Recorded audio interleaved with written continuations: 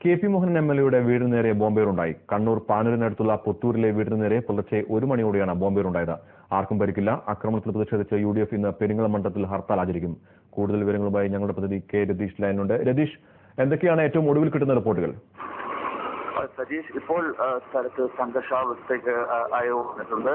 പുലർച്ചെ 1 മണിയോടുകൂടിയായിരുന്നു കെ.പി. മോഹൻ എം.എൽ.എയുടെ വീടിന് നേരെ ബോംബേർ ഉണ്ടായത്. പാനൂരിനടുത്ത പുത്തൂരിലെ വീടിന് നേരെയാണ് ബോംബെറിഞ്ഞത്. ബോംബേറിന് മുമ്പ് വീടിന് നേരെ കല്ലേറുണ്ടായി. കല്ലേറിൽ വീടിന്റെ ജനൽ ഗ്ലാസുകൾ തകർത്തു. ബോംബ് നാടൻ ബോംബാണ് എറിഞ്ഞതെന്ന് പോലീസ് പറഞ്ഞു. വീട്ടുമുറ്റത്ത് ബോംബ് പതിച്ച് പൊട്ടുകയായിരുന്നു. എം.എൽ.എ അപ്പോൾ വീട്ടിലുണ്ടായിരുന്നു. വീടിന് സമീപത്ത് തന്നെയായി അയ്യപ്പ ഭക്തന്മാരുടെ ഒരു മഠവുമുണ്ട്. അവിടെയും അയ്യപ്പ ഭക്തന്മാരുണ്ടായിരുന്നു. എന്നാൽ ഏതെങ്കിലും തരത്തിൽ ആളപായം ഉണ്ടായിട്ടില്ല. ഇപ്പോൾ ജനതാദൾ നേതാക്കളും UDF നേതാക്കളും എല്ലാം തന്നെ എം.എൽ.എയുടെ വീട്ടിൽ എത്തിയിട്ടുണ്ട്.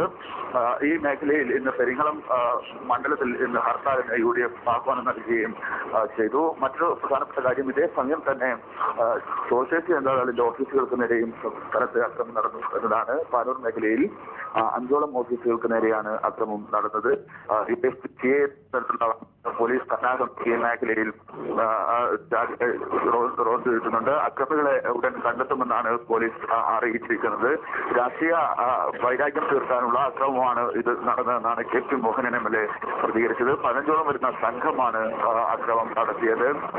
കൃത്യമായി ആസൂത്രണം ചെയ്ത ഒരു അക്രമമാണ് നടന്നതെന്നും കെ.പി. മോഹനൻ എം.എൽ.എ ആരോപിക്കുകയുണ്ടായി.